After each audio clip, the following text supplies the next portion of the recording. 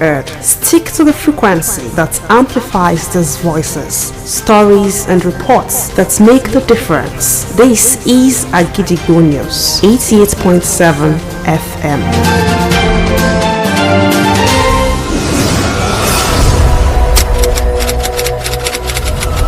This is Kunle Amzat Studio, Agidigbo 88.7 FM. Welcome to News Around the World.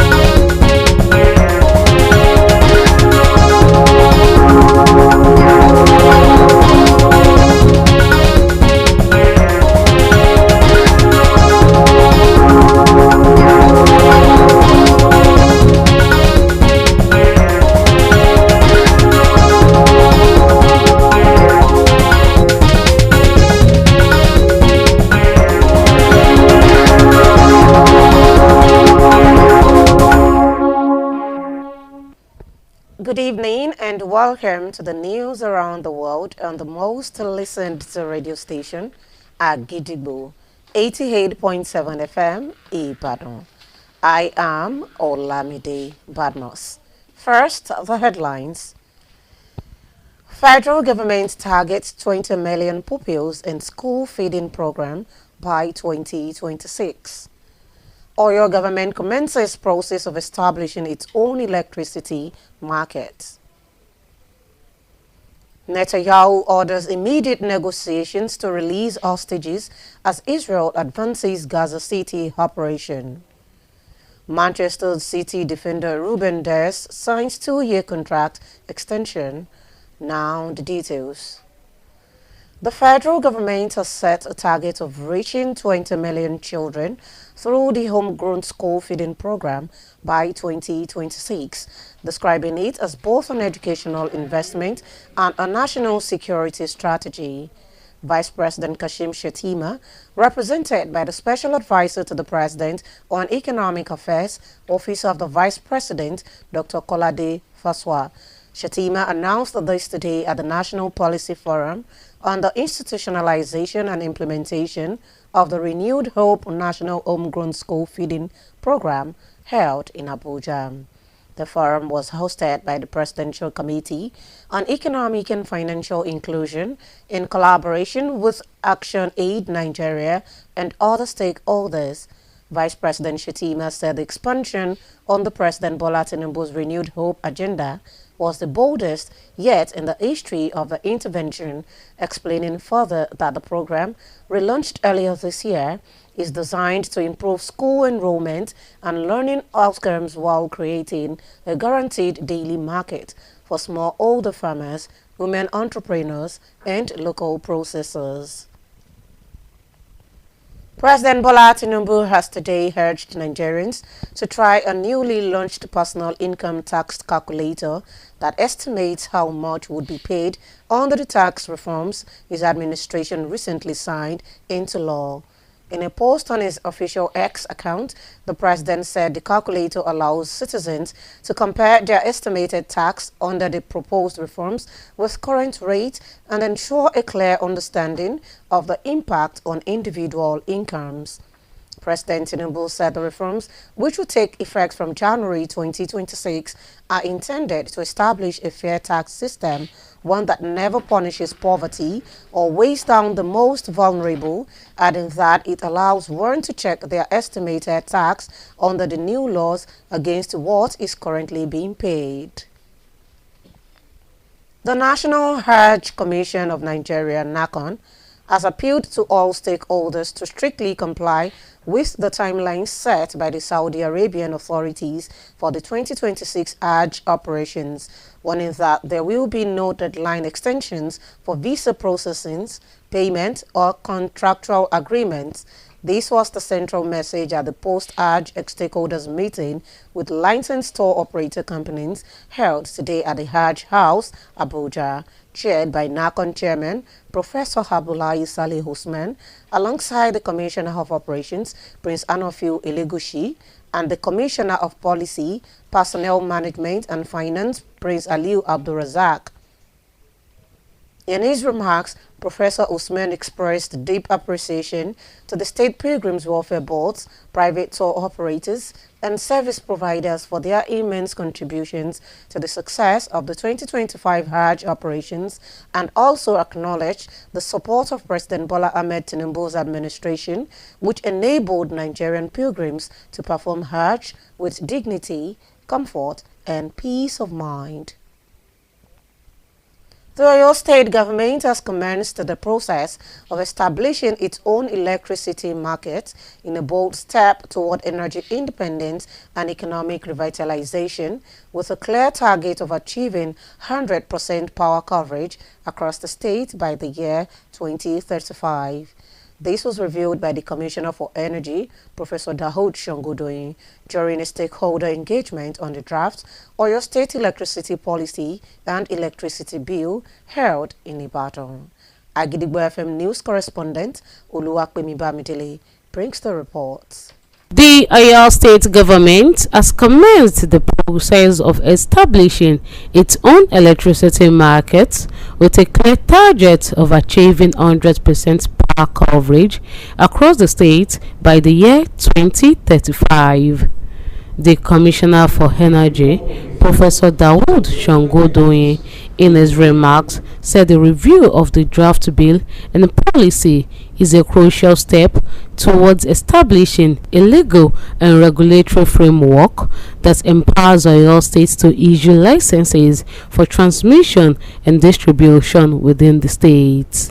The Commissioner outlines the state's strategic roadmap, which includes short-term, mid-term, and long-term goals, saying that in the short term, the government plans to open up the market to private sector participation once the law is enacted, enabling local generation and distribution of electricity. Once we have the IRP in place and we have the law, the electricity market law in place, then we invite players, partners. That means we have the partners to continue to do generation, distribution, transmission of electricity, and that gradually will be going to will be reducing electricity deficiency poverty in Oyo State. So for this year, by God's grace, once we open the market, we hope that before the end of the year, we achieve 35-40%. So before the end of 2035, we will achieve the 100%, and beyond we will sustain. Professor Shongodoyin reaffirms Governor Seyi Makinde's commitment to leveraging electricity access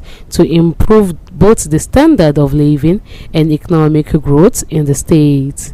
In his remarks, the Commissioner for Justice, Barrister Abiodun Haikomo, emphasized the urgent need for a modern legal framework that aligns with current realities in the power sectors and empowers the state to manage electricity generation, distribution, and regulation more effectively. Barrister Haikomo explained that the new law would address the broader market ecosystem, from independent operators and investors licensing to theft prevention, regulatory power, and clean energy. Now we have a 2025 bill that is taking a holistic look at the electricity market, bringing all the stakeholders together, looking to independent operators, creating a robust market, enhancing the powers of the regulatory commission, creating offenses, just enabling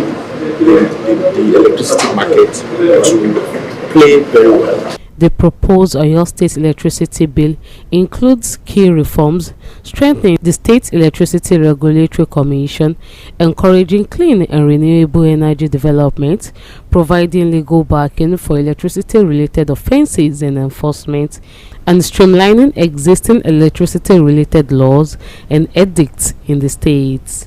Oluwapemi Bamidele, Agidigbo FM News. The Chief Imam of Agidigbo FM Central Mosque, Alhaji Zakaria Yunus Baba, emphasized that a divine respect granted to Islamic clerics, urging the public to uphold the honor Allah has bestowed upon them. Delivering the Jummah sermon at the Agidigbo FM Central Mosque, the Imam cited Quran 3 verse 18, To buttress their fasts are held in high esteem by Allah and His angels. Do not disregard their fast, for it is Allah who has elevated us to a position of great honor. If an Afar makes a mistake or does something wrong, don't judge all Afars by it, because they are still people who deserve respect. Alhaji Zakaria, who stated that one Afar's mistake shouldn't tarnish the image of all clerics, reminding everyone that Afars are human and deserving of respect. As Afars, we must also reflect on ourselves and be mindful of our words. Allah has honored us with a position meant to guide and enlighten people, to inspire positive change, and to call others to His path. This is the role Allah has assigned to us all, and we must strive to uphold it. The Agidigbo FM Chief Imam concluded by calling on all Afars to reflect on their roles and remain mindful of their words and actions, saying their divine responsibility is to guide, enlighten, and call people to the path of Allah.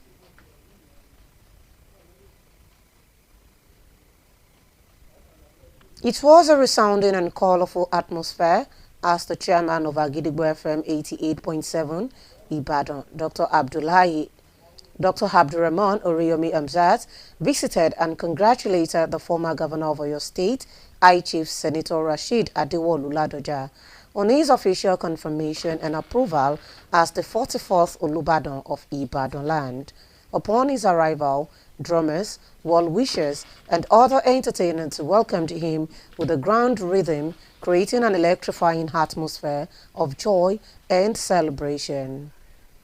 It will be recalled that the Oyo State Governor, Engineer Oluseyi Abiodun Makinde, visited Senator Ladoja yesterday to congratulate him and confirm the approval made by the Olubadan Council as the 44th Olubadan of Ibadan land. During the visit as his Bodija residence, Dr. Oriyomi Amzat congratulated Senator Ladoja on his appointment and wished him a successful reign, adding that Ibadan land is set to witness a new chapter of peace, wisdom, and progress under his reign.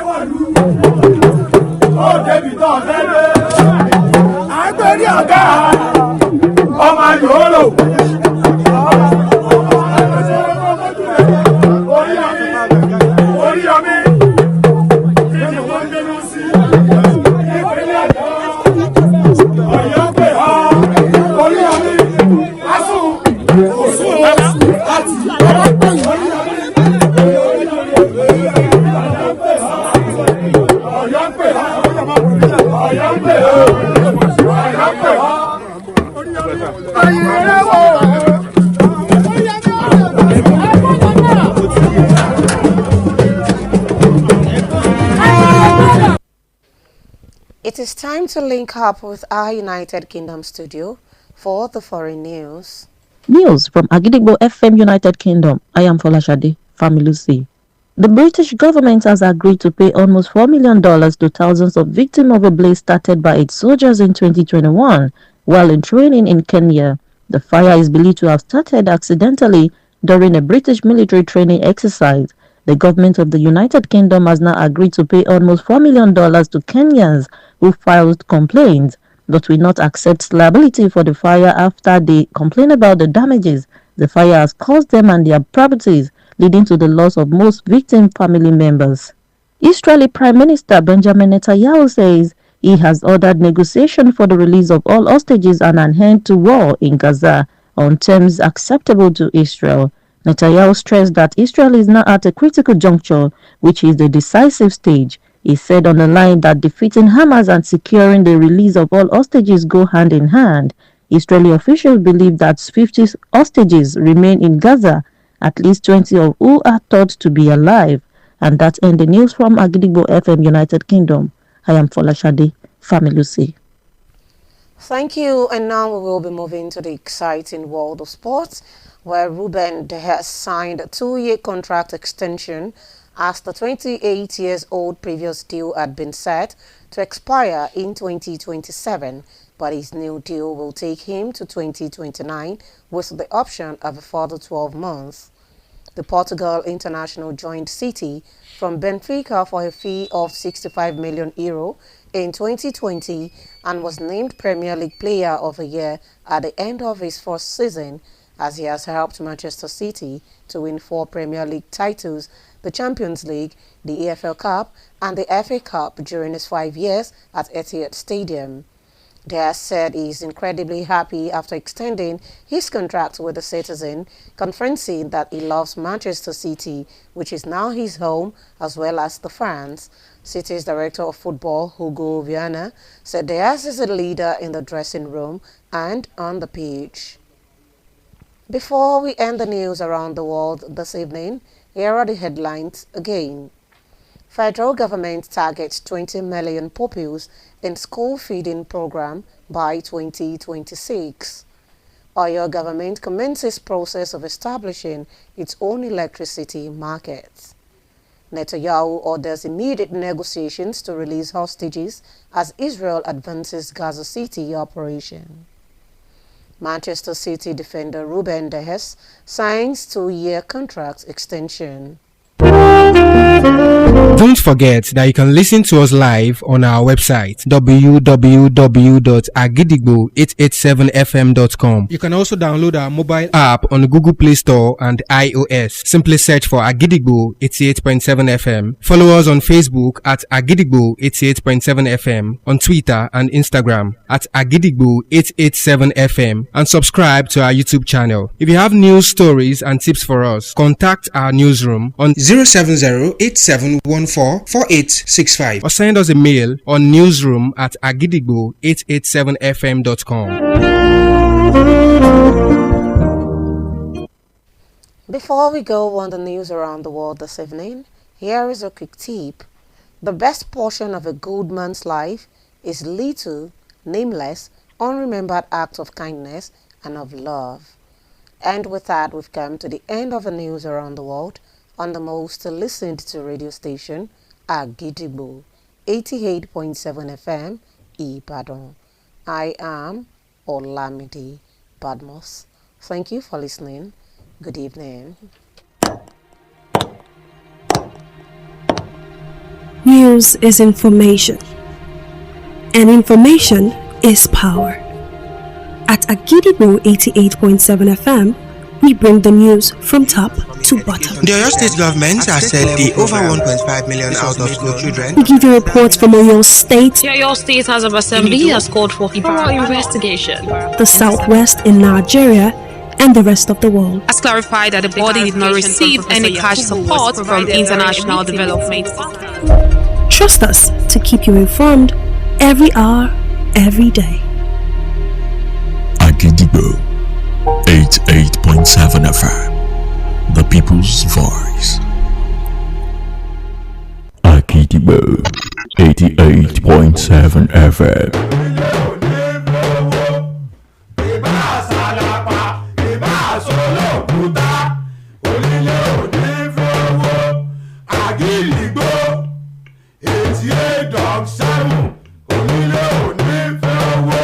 jẹ́jẹ́ là á gbọ́ sun òrìṣà oko ìyá kò gìrìgbà èèyàn tí ó gbà Ṣàngó tí gbó ti jù ní ó mọ̀ ìròyìn tó gbà lè gbòkó tí ò lẹ́jà ń bá kàn nínú iléeṣẹ́ rédíò Àgídìgbò láò ti gbọ́ kárí àgbáyé ni wọ́n ń gbọ́ wá tilé toko là á gbèjò.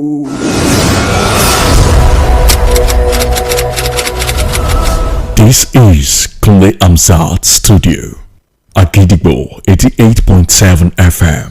Ẹ káàbọ̀ sórí àkójọpọ̀ ìròyìn. Níbo la ó ti gbọ́ Àgídìgbò? Níbo la ó ti gbọ́ Àgídìgbò? Ìròyìn lẹ́kùnrẹ́rẹ́ Àgídìgbò FM 88.7 la ó ti máa gbọ́. Ẹ káalẹ́ o, àsìkò iṣẹ́ látàárọ̀. Àkójọpọ̀ ìròyìn wa rèé fún tàlẹ́ òní láti iléeṣẹ́ rédíò Àgídìgbò 88.7 FM Ìbàdàn. ìkànnì àkọ́kọ́ táyé ń gbọ́ jù lórí àtẹ ìgbéléwọ̀n Títílayọ̀ Àkàndé lóníròyìn yín ṣáájú ẹ̀gbọ́n kókó tó wà nínú àkójọpọ̀ ìròyìn náà. Ìjọba àpapọ̀ orílẹ̀-èdè yìí ṣetán láti bọ́ àwọn akẹ́kọ̀ọ́ tó tó 20 mílíọ̀nù níye lábẹ́ ètò oúnjẹ ọ̀fẹ́ ìjọba lọ́dún 2026. Ìjọba ìpínlẹ̀ Ọ̀yọ́ bẹ̀rẹ̀ ìgbésẹ̀ láti ṣe ìdásílẹ̀ ọjà náà lẹ́ńtíríkì tiẹ̀. Adáwọ̀ ẹ̀yẹ ikọ̀ Manchester City Ruben Dias buwọ́lu àfikún ìwé àdéhùn ọlọ́dún méjì. Ìròyìn ọ̀hún rèé lẹ́kùnrẹ́rẹ́. Ìjọba àpapọ̀ orílẹ̀-èdè yìí ti ṣe àfojúdá 20 mílíọ̀nù níye àwọn ọmọ ilé ẹ̀kọ́ eléyìí tí ètò bíbọ́ àwọn akẹ́kọ̀ọ́ lóúnjẹ ọ̀fẹ́ òde ọ̀dọ̀ wọn lọ́dún 2026 èyí tí wọ́n ṣe àpèjúwe rẹ̀ gẹ́gẹ́ bí ìdókòwò sígbọnú ètò ẹ̀kọ́ àti ààtò tó gbọgbọ́n lẹ́ka ètò ààbò orílẹ̀-èdè yìí. Ìgbákejì ààrẹ Kashim Shettima ẹni tí olùbádámọ̀ràn pàtàkì sí ààrẹ lẹ́ka ètò ọrọ̀ ajé lọ́fíìsì ìgbákejì ààrẹ ilẹ̀ yìí ọ̀mọ̀wé Kọ́ládé Fásù aṣojú fún olókéde ọ̀rọ̀ yìí lónìí níbi ètò kan tí wọ́n ṣe àgbékalẹ̀ rẹ̀ nílùú Àbújá tó dá lórí oúnjẹ ọ̀fẹ́ fáwọn ọmọ ilé ẹ̀kọ́ káàkiri. Ìgbìmọ̀ iléeṣẹ́ ààrẹ tó ń jókòó lórí ṣíṣe ìkósínú tolórí tẹlẹmù lẹ́ka ìnáwó àti ètò ọrọ̀ ajé ni wọ́n ṣe àgbékalẹ̀ ìpàdé náà pẹ̀lú àjọṣepọ̀ àjọ Action Aid Nigeria àtàwọn ìkànnì míì. Ìgbákejì ààrẹ ilẹ̀ yìí Shettima ó wí pé fífẹ̀ ètò náà lójú lábẹ́ àfojúsùn ìrètí ọ̀tun ààrẹ Bọ́lá Tinubu ló wáyàmí jùlọ nínú ìtàn ìdásí ọ̀rọ̀ ìlú pẹ̀lú àlàyé pé ètò náà tí wọ́n ṣíṣọ lójú rẹ̀ padà lọ́dún yìí ló wà láti tún jẹ́ kí iye àwọn ọmọ tó ń lọ sí ilé ẹ̀kọ́ kó túbọ̀ pọ̀ sí dáadáa tó ń ti kí ètò ẹ̀kọ́ lè túbọ̀ yè kooro nígbà tí wọ́n ṣílẹ̀kùn ọjà ojoojúmọ́ sílẹ̀ fún àwọn àgbẹ̀ kéréje-kéréje àwọn oníṣòwò lóbìnrin àtàwọn onílé iṣẹ́ lábẹ́lé. Ààrẹ orílẹ̀-èdè wa Nàìjíríà Bọ́lá Tinubu ti rọ àwọn ọmọ orílẹ̀-èdè yìí láti gbìyànjú à ń ṣàmúlò ohun tí wọ́n lè fi ṣe ìṣirò owó orí nínú iye owó tí wọ́n ń gbà tàbí pa sí àpò ara wọn èyí tí ó ṣe àtúpalẹ̀ iye tí wọ́n san gẹ́gẹ́ bí owó orí lábẹ́ àtúnṣe iye owó orí eléyìí tí ìṣèjọba rẹ̀ ṣẹ̀ṣẹ̀ buwọ́lù. Nínú ọ̀rọ̀ tó fi sí ojú òpó X lónìí, Ààrẹ Tinubu ó ṣàlàyé pé ohun ìṣirò náà ni yóò fún àwọn aráàlú láǹfààní láti yẹ iye owó orí wọn wò lábẹ́ òfin àtúnṣe tuntun náà bẹ́ẹ̀ ni wọ́n ní àgbọ́yé lórí ipa tó ń kó lórí owó tí oníkálùkù ń pa wọlé. Ààrẹ Tinubu ṣàlàyé wípé àtúnṣe náà tí yóò fìdí múlẹ̀ lóṣù kínní ọdún 2026 ni yóò ṣe ìdásílẹ̀ ètò owó orí tuntun tí ò ṣapá kan jà mọ́ tí ò sì ní wo àwọn ọmọ orílẹ̀-èdè yìí tí wọn ò rọ́wọ́ orí ràn pẹ̀lú àfikún pé yóò fààyè gbà wọ́n láti ṣe àyẹ̀wò iye tó yẹ kí wọ́n san lówó orí tako iye tí wọ́n san lọ́wọ́ yìí. Àjọ alálàájì lórílẹ̀-èdè wa Nàìjíríà NACON ni wọ́n ti rawọ́ ẹ̀bẹ̀ sáwọn èèkàn ló tí ọ̀rọ̀ kàn láti tẹ̀lé gbèdéke ọjọ́ tí àwọn aláṣẹ orílẹ̀-èdè Saudi Arabia là kalẹ̀ fún iṣẹ́ Hajj tọdún 2026. Bẹ́ẹ̀ ni wọ́n laago ìkìlọ̀ wípé wọn ò ní sún àsìkò tí wọ́n fi lélẹ̀ láti ṣètò ìwé ìrìnnà, owó sísan tàbí àwọn àdéhùn míì. Èyí ni iṣẹ́ tí wọ́n fi léde níbi ìpàdé àwọn èèkàn ló tí ọ̀rọ̀ kàn lẹ́yìn ìrìn àjò àádọ́dún yìí pẹ̀lú àwọn oníléeṣẹ́ tó ń kó ní ìrìn àjò Hajj tí wọ́n ní ìwé àṣẹ. Ìpàdé èyí tó wáyé ní olú iléeṣẹ́ àjọ NACON nílùú Àbújá níbi tí alága àjọ ọ̀hún ọ̀jọ̀gbọ́n Abdullahi Saleh Usman ti léwájú rẹ̀ tó ń ti kọmíṣánná fọ́rọ̀ iṣẹ́ gbogbo ọmọọba Anafiu Elégùṣì tó ń ti kọmíṣánná fọ́rọ̀ àmójútó àti àlàkalẹ̀ òfin tó ń ti ẹ̀náwó ọmọọba Aliu Abdulrazak. Nínú ọ̀rọ̀ rẹ̀, ọ̀jọ̀gbọ́n Usman dúpẹ́ púpọ̀ lọ́wọ́ àwọn àjọ alálàájì tìpínlẹ̀, àwọn iléeṣẹ́ akónírìnrìn àjò Hajj aládàáni àtàwọn míì fún ipa takuntakun tí wọ́n kó lórí àṣeyọrí iṣẹ́ Hajj ọdún 2025. Bákan náà ló fẹ̀mí ìmoore hàn sí ìṣèjọba ààrẹ Bọ́lá Tinubu tó fún àwọn arìnrìn-àjò náà láǹfààní láti ṣiṣẹ́ Hajj pẹ̀lú ìrọ̀rùn àti ìbàlẹ̀ ọkàn. Nínú ìgbésẹ̀ láti jí ètò ọrọ̀ ajé dìde padà kó lè rọ̀ṣọ̀mù dáadáa àti ìdádúró ẹ̀ka ohun àmúṣagbára, ìjọba ìpínlẹ̀ Ọ̀yọ́ ti bẹ̀rẹ̀ ètò gbogbo láti ṣe ìdásílẹ̀ ẹ̀ka iná ẹ̀lẹ́ńtíríkì tiẹ̀ gangan pẹ̀lú àfojúsùn láti ní iná ẹ̀lẹ́ńtíríkì tí yóò tàn yíká ìpínlẹ̀ Ọ̀yọ́ tí yóò bá fi dọdún 2035. Kọmíṣánná fọ́rọ̀ ohun àmúṣagbára nípínlẹ̀ Ọ̀yọ́ ọ̀jọ̀gbọ́n Dàúd Sàngódò yẹn ló sọ̀rọ̀ yìí di mímọ̀ lásìkò ìjíròrò àwọn ìkànnlú lórí àbá òfin tó ní í ṣe pẹ̀lú iná ẹ̀lẹ́ńtíríkì tìpínlẹ̀ Ọ̀yọ́ ìpàdé èyí tó wáyé nílùú Ìbàdàn. Akọ̀ròyìn wa Olúwapẹ̀mí Bámidélé jábọ̀ ròyìn ọ̀hún ẹ̀kúnrẹ́rẹ́ ààbọ̀ ròyìn náà rèé. Ìjọba ìpínlẹ̀ Ọ̀yọ́ ti bẹ̀rẹ̀ àgbékalẹ̀ ètò lágbọn ọjà fún iná ọba pẹ̀lú àfojúsùn láti jẹ́ kí iná ọba dúró déédéé kárí ìpínlẹ̀ yìí lọ́dún 2035. Kọmíṣánná fọ́rọ̀ agbára nípínlẹ̀ Ọ̀yọ́ ọ̀jọ̀gbọ́n Sàngódòyìn nínú ọ̀rọ̀ rẹ̀ ló ti ṣàlàyé pé ìgbésẹ̀ wo ló ṣe ìdásílẹ̀ òfin àti ìlànà láti ró gbígba ìwé àṣẹ lágbára láti tan iná ọba àti pínpín rẹ̀ láàrin ìpínlẹ̀ Ọ̀yọ́. Ọ̀jọ̀gbọ́n Sàngódòyìn ṣàfihàn àwọn àgbékalẹ̀ yìí tó ní ṣe pẹ̀lú àfojúsùn oníkókó mẹ́ta oní ìgbà kékeré onígbà tó gùn dé àti ìgbà tó gùn dáadáa pẹ̀lú àlàyé wípé ìjọba ti ní èròǹgbà láti ṣe ìdásílẹ̀ ọjà fún ẹ̀ka aládàáni ní kété tí òfin ọ̀hún bá ti múlẹ̀ èyí tí yóò jẹ́ pínpín iná ọba ní ẹsẹ̀ kùkú kárí ìpínlẹ̀ Ọ̀yọ́. Ọ̀jọ̀gbọ́n Sàngódòyìn tún fìdí ojúṣe gómìnà Ṣèyí Mákindé múlẹ̀ nípa kí àgbéga dé bá iná ọba fún ìgbáyégbádùn aráàlú tó ń ti dàgbàsókè ètò ọrọ̀ ajé nípínlẹ̀ Ọ̀yọ́. Nínú ọ̀rọ̀ kọmíṣánná fẹ́tò ìdájọ́ nípínlẹ̀ yìí amòfin Abíọ́dún Àìkọmọ̀ ló ṣàlàyé pàtàkì láti ṣe àgbékalẹ̀ ìlànà ayé òde òní ní ìbámu pẹ̀lú ètò lágbọn ọ̀rọ̀ agbára náà ọba àti láti jẹ́ kí iná ọba kárí ilé kárí oko nípínlẹ̀ Ọ̀yọ́. Amòfin Àìkọmọ̀ tún ṣàlàyé pé àgbékalẹ̀ òfin tuntun ọ̀hún ni ó túbọ̀ jẹ́ kí ọjà tà dáadáa látọ̀dọ̀ àwọn iléeṣẹ́ aládàáni àtàwọn olùdásẹ́ sílẹ̀ láti lè ní àǹfààní sí iná ọba tó dúró rẹ̀. Ara àgbékalẹ̀ àbá òfin lórí iná ọba nípínlẹ̀ Ọ̀yọ́ ló dúró lórí bí agbára àjọ tó ń rí sọ̀rọ̀ iná ọba yóò ṣe dúró re sí i láti lè ní ìdàgbàsókè lágbọn ìpèsè iná ọba àti pípèsè àtìlẹ́yìn lábẹ́ òfin fún ẹ̀sùn tó bá súyọ àti ìgbésẹ̀ tó bá kàn. Olúwaṣẹ́gun Adésìtàn ló ń jábọ̀ ròyìn fún iléeṣẹ́ rédíò Àgídìgbò. Ńṣe ni ìró ayọ̀ sọ níbi alága iléeṣẹ́ rédíò Àgídìgbò 88.7 FM ọ̀mọ̀wé Abdulrahman Oríyọmí Hamzat ṣẹ̀ṣẹ̀ àbẹ̀wò sí gómìnà tẹ́lẹ̀ rí nípínlẹ̀ Ọ̀yọ́ sẹ́nẹ́tọ̀ Rashidi Adéwọ̀lú Ládọjà láti dáwọ́ ọ̀dọ̀nà pẹ̀lú rẹ̀ fún ti oríire ìyànsípò rẹ̀ gẹ́gẹ́ bí Olúbàdàn tilẹ̀ Ìbàdàn 44. Ní kété tó ń dẹ́sẹ̀ wọ ilégbèé ọba Adéwọ̀lú Ládọjà àwọn onílù Afẹ́nifẹ́re àtàwọn amúdédùn ni wọ́n fi ìdùnnú àti ayọ̀ kí káàbọ̀ èyí tó ṣe àfihàn ayọ̀ àti ìdùnnú tó gba afẹ́fẹ́ kan.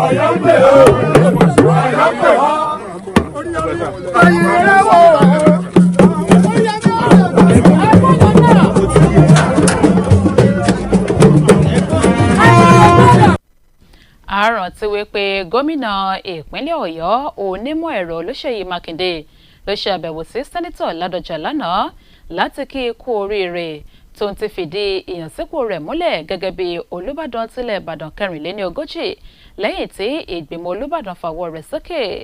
Lásìkò àbẹ̀wò rẹ̀ sí nílẹ̀gbẹ́ rẹ̀ tó wà ní Bódìjà nílùú Ìbàdàn ọ̀mọ̀wé Oríyọmí Hamzat ó kí sẹ́nẹ́tọ̀ Ládọjà kú oríire lórí ti ìyànsípò rẹ̀ ọ̀hún pẹ̀lú àfikún pé ilẹ̀ Ìbàdàn ti ṣetán láti ṣíwèé ọ̀tun nígbọnú àlàáfíà ọgbọ́n àti ìlọsíwájú lábẹ́ àkóso rẹ̀. Ìmáàmù àgbà mọ́ṣáláṣí ńlá iléeṣẹ́ rédíò Àgídìgbò FM Alhaji Zakariyau Yunus bàbá ti yànnàná ọ̀wọ̀ àti àpọ́nlé tí Ọlọ́run bá fún àwọn olórí àti aṣáájú ẹ̀sìn Islam bẹ́ẹ̀ ló rọ àwọn aráàlú láti bọ̀wọ̀ fún àpọ́nlé tí Ọlọ́run bá láṣẹ fáwọn àfáà lásìkò wáàsí ìrun jímọ̀ tòní tó wáyé ní mọ́ṣáláṣí ńlá iléeṣẹ́ rédíò Àgídìgbò. ìmáàmù náà tọ́ka sí súrà kẹta àyà 18 nínú ìwé mímọ́ alukoran láti gbé ọ̀rọ̀ rẹ̀ lẹ́sẹ̀ wípé ẹni àpọ́nlé àti iyì ni Ọlọ́run ọba ṣe àwọn àfáà ẹ̀sìn tó ń ta àwọn màláìkà rẹ̀.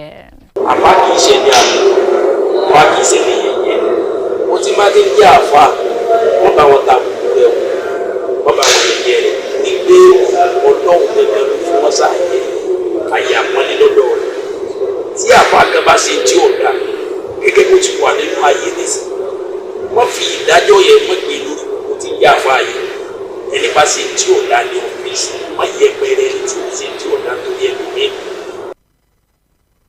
Zakaria wípé àṣìṣe àáfàá kan ní ó gbọ́dọ̀ tàbùkù gbogbo àáfàá ẹ̀sìn pátápátá bẹ́ẹ̀ ló rán wọn létí pé èèyàn ẹlẹ́ran ara làwọn àáfàá ẹ̀sìn ń ṣe. gbogbo àwọn àáfàá náà ká máa fira léèrè ìjẹ́bi tí Ọlọ́run ló wá sí ládùúgbò sí síbi tí Ọlọ́run gbé àáfàá sí tún ayé sí lọ máa bá àwọn yẹn sọ̀rọ̀ máa fáwọn yẹn ní mara máa fún wọn sójú ọ̀nà Ọlọ́run ibi tí Ọlọ́run pé tó gbé àwa àáfàá sí ibẹ̀ náà ni ẹja dúró sí o. ìmáàmù àgbà náà ẹ̀wẹ̀ ló ti wá ké sí àwọn àáfàá láti ronú jinlẹ̀ lórí ipa àti ojúṣe wọn kí wọn ó sì máa sọ ọ̀rọ̀ àti ìṣe wọn ní gbogbo ìgbà.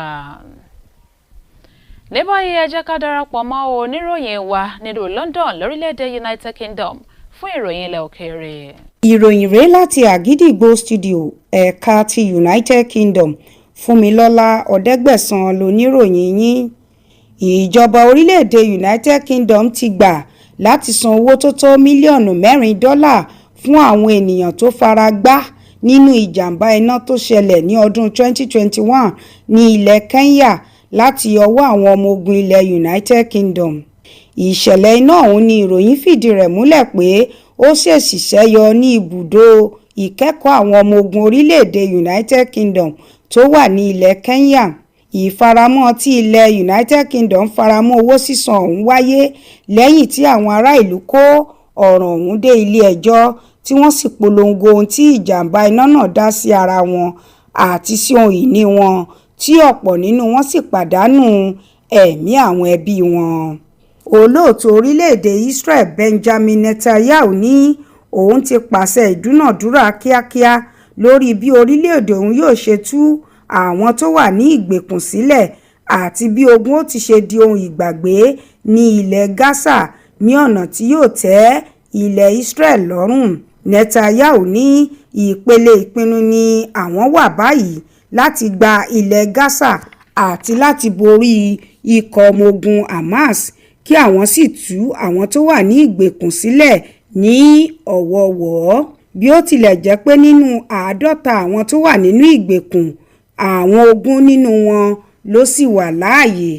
ìròyìn kò ní jù báyìí lọ láti Àgídìgbò studio ẹ̀ka ti United Kingdom Fúnmilọ́lá Ọ̀dẹ́gbẹ̀sán lóníròyìn yín. ẹ káàbọ̀ padà látọ̀dọ̀ oníròyìn wa lórílẹ̀‐èdè United Kingdom níbi tá a ti gbọ́ ìròyìn ilẹ̀ òkèèrè lẹ́ka eré ìdárayá. Ruben Dias ti ẹgbẹ́ agbábọ́ọ̀lù Manchester City ló ti buwọ́ lu ìwé àdéhùn àfikún iṣẹ́ ọlọ́dún 2 sí níbi àdéhùn ti tẹ́lẹ̀ agbábọ́ọ̀lù ọ̀hún ẹni ọdún 28 yóò ṣe tẹnubodò lọ́dún 2027 ṣùgbọ́n ìbuwọ́lù rẹ̀ tuntun yìí ni yóò gbé di ọdún 2029 pẹ̀lú àǹfààní láti tún sún síwájú pẹ̀lú oṣù 12. agbábọ́ọ̀lù ọmọlẹ̀ Portugal náà darapọ̀ mọ́ ikọ̀ Manchester City láti Benfica fún mílíọ̀nù £50 lọ́dún 2020 tó sì gba àmì ẹ̀yẹ agbábọ́ọ̀lù tó perégedé jùlọ lópin sáà rẹ̀ àkọ́kọ́ ní bó ṣe ran ẹgbẹ́ agbábọ́ọ̀lù Manchester City lọ́wọ́ láti gba àmì ẹ̀yẹ Premier League lẹ́ẹ̀mẹ́rin ọ̀tọ̀ọ̀tọ̀, Champions League, ife ẹ̀yẹ EFL àti FA láàrin ọdún 5 rẹ̀ tó lò nínú ikọ̀ ọ̀hún. Diaz wípé ayọ̀ òun kún láti sún àdéhùn iṣẹ́ síwájú pẹ̀lú ikọ̀ Manchester City pẹ̀lú àlàyé pé òun nífẹ̀ẹ́ ikọ̀ ọ̀hún tó sì ti di ilé fún òun àtàwọn olólùfẹ́ òun bákan náà. Olùdarí ikọ̀ Manchester City Hugo Viana ló wí pé adarí ni Diaz ní yàrá ìpààrọ̀ aṣọ àti lórí pápá pẹ̀lú. kí n tó dáná dúró lórí àkójọpọ̀ ìròyìn wa tàlẹ́ òní ẹgbẹ́ kókó náà rẹ̀ lẹ́ẹ̀kan sí i. Ìjọba àpapọ̀ ṣetán láti bọ́ àwọn akẹ́kọ̀ọ́ tí wọ́n tó 20 mílíọ̀nù níye lábẹ́ ètò oúnjẹ ọ̀fẹ́ ìjọba lọ́dún 2026. Ìjọba ìpínlẹ̀ Ọ̀yọ́ bẹ̀rẹ̀ ìgbésẹ̀ láti ṣe ìdásílẹ̀ ọjà náà lẹ́ńtíríkì tiẹ̀. Netanyahu pàṣẹ ìdúnadúrà ojú ẹsẹ̀ láti yọ àwọn tó wà ní ìgbèkùn níbi Israel ṣe ń tẹ̀síwájú iṣẹ́ ní Gaza. Agbáwo ẹ̀yìn ikọ̀ Manchester City Ruben Dias buwọ́ lu àfikún ìwé àdéhùn ọlọ́dún 2. Láti fi ohunkóhun tó wà létí lórí ìròyìn àti ìṣẹ̀lẹ̀ gbogbo ẹ lè pe yàrá ìròyìn wa lórí 07087144865 tàbí ẹ fi àtẹ̀jíṣẹ́ yín ṣọwọ́ sórí @agidigbo887fm.com. ẹ lè kàn sí wa lórí ìtàkùn ayélujára wa